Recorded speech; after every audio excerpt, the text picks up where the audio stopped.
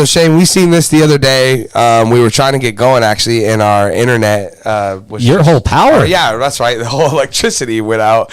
And we didn't get it on until later, so we didn't get to talk about it. But yeah, Amazon is planning on investing $1 billion worth of basically movie product of films to put out into theaters starting in 2023.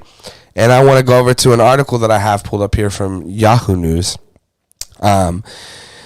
We're getting some breaking news right now with reporting coming out of Bloomberg that Amazon plans to invest more than $1 billion a year to produce movies for theaters. If confirmed, it would mark the biggest commitment to cinemas by an internet company to date.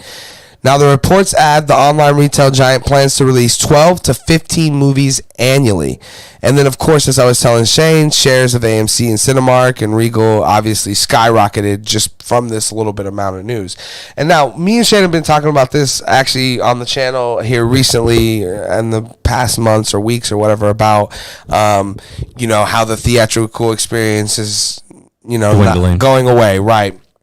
But I was telling Shane that I had actually seen this guy who was talking about he's like his job is to like predict changes in markets and all that, and he was saying that if these streamers start to invest putting their films into theaters, then we'll see the theaters have the biggest. And we were just talking about that. People like Amazon and Apple are the only ones that can afford to do it. We were just talking about it, and then here we are. We see that Amazon they're committed to 12 to 15 movies per year. That's a ton, guys. I mean, don't forget they have a lot of big stuff. They got deep pockets. Nobody's got pockets that deep, so they're still able to make a Lord of the Rings movie or spend the money to get the rights to or whatever the hell they want to.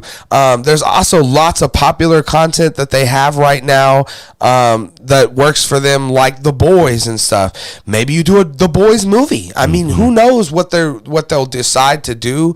But there was the movie I was telling you, The Samaritan with Sly, right? That was a perfect example of a movie that you probably thought, see what happens, I mean, we're in a world where people love that shit. I didn't watch it. I watched the trailer. I don't know, dude. Yeah, it looks it looks so cheesy, right? Yeah, for sure. It's not that bad. Okay, no way. Because you keep telling me just try it. I know it's not that cheesy. Yeah, it's not a good movie. Sure, but you said I would enjoy it. Yeah, I think so. Yeah, I think so.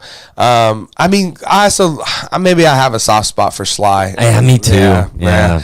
Because really he fits the character and the role so well. I guess that's the most important thing. Yeah, I know, right? But anyways, this is big news, guys. Like I said, this is huge for the box office, for the theaters, for my stocks that I have invested. This is big. Go see more movies. Help Key out.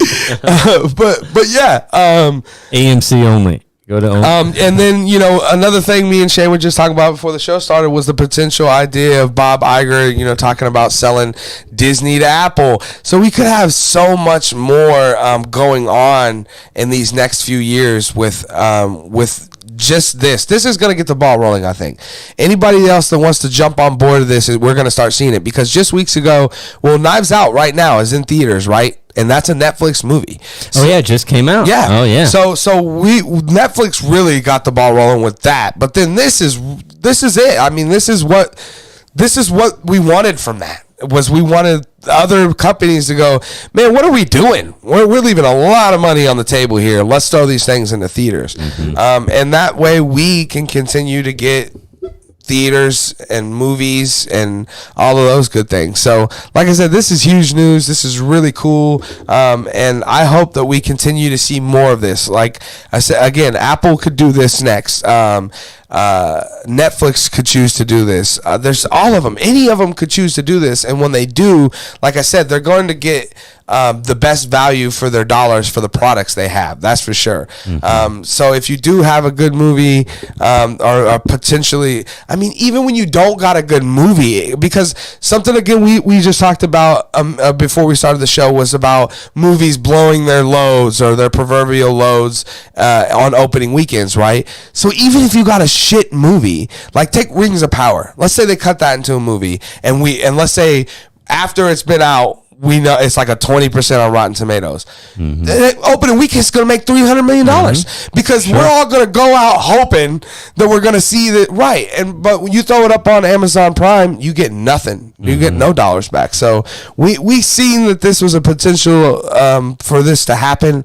I honestly didn't think it was going to be as quickly as this is happening, but hey, here we are. Shane, what are your thoughts on it, man? Yeah, honestly, a couple things really stick out to me of how dedicated Amazon is for this. One thing is they're implementing this 2023. Yep. Well, that's a month away. Yep. January. So now, without a doubt, in 1 month, I can say, hey, Amazon's releasing at least 12 movies. That's one a month in theaters this year. Yep. That's huge. That's so quick, like you said. Another thing, too, is I know that $1 billion they're investing in the theatrical is huge, but I think what stands out to me that they're really going all in is that they just spent $9 billion recently to acquire MGM. Which is one of the, if not premier studios. If it's not them, then it's Paramount, are the two most premier legacy studios in Hollywood. So now they got this branding. So instead of Amazon Pictures present MGM, you get the lion and shit, right? Yeah, and we all feel nostalgic. So it really goes to show they're all in. Hey, we're bringing the prestige level to this. I'm not sold because what's the stream window going to be? What's the theatrical? Yeah, right. release? We still don't have a lot of details on a lot of that stuff. He and I, our 9 years apart can be, paramount sometimes when it's the little things. Because he was talking about how, the last movie he remembers that had a big theatrical, longevity was Avatar. And I was like, man, when I was growing up, that was every movie. I pulled up to him and showed it took over a year for Jurassic Park to come out on VHS. And that's what we had then. No DVD, it was just VHS. I think Laserdisc. I think you get to get it on Laserdisc too. But it came out June of 93, and you had to wait until November of 94 before you could own it and watch it at home. That's why people went out to see Jurassic Park, because we knew, hey, if I'm not seeing this, I'm going to be the last guy, and it's going to be 94, and I'm finally like, hey, I'm in Jurassic Park, and everyone's else like, well, we're in the Power Rangers. 2. Yeah, or whatever it is, the next thing.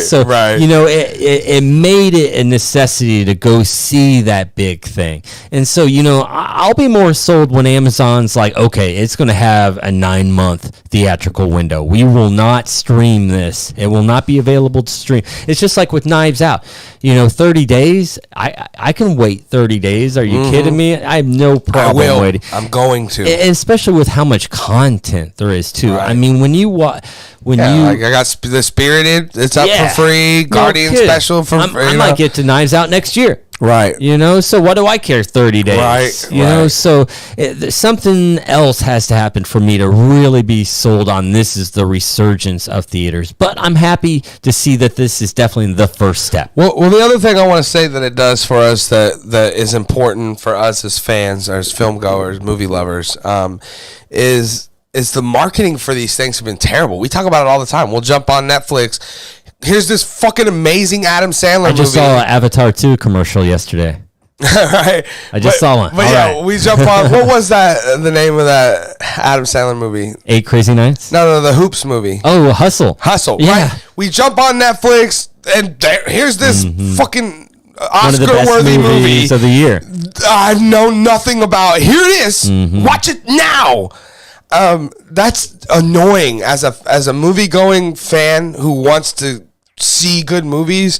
I want to know they're coming. I want to see a trailer. I want to be excited for it or have some level of anticipation. And so much comes out too. I just saw the trailer for the Jonah Hill documentary. We were just talking about that, about the mental health. Yeah. And so it's like, no, as soon as I turn it on, boom, there it is. Oh, what's this? I'll watch the trailer. Right. And so then a couple days later, I put on Netflix and I'm scrolling through and I'm going through a lot of stuff. And there it pops up. I'm like, oh yeah, I forgot about that. Right. And now it's pages away and I'm going to forget about it again because a million other things just came out. Right, today. Yeah. Right, yeah, exactly. And so hopefully at least with Amazon in their case, will definitely, if they're going to spend this money theatrically, then they have to spend money for marketing. So we'll see these movies marketed to us at least and know what's coming at least, where a lot of times, like I said, there'll be some really good movies that are just thrown at you and you didn't even know they were going to be there. Mm-hmm. And I think as a fan, it makes it harder to watch those movies, to be honest with you. Like, because it's part of us, it's ingrained in me to think that it must not be that good.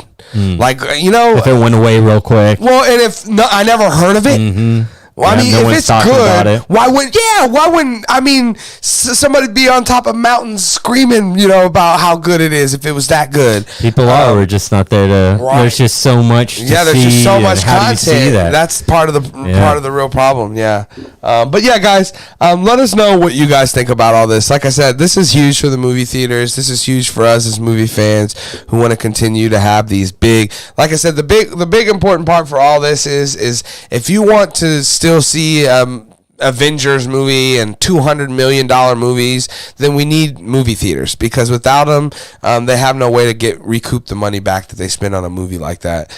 So this is a good deal for us, like I said. So let us know down in the comment section below what your guys' thoughts are on this.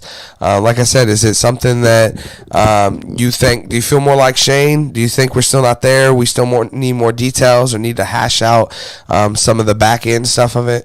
But yeah, definitely let us know your thoughts down in the comment section below.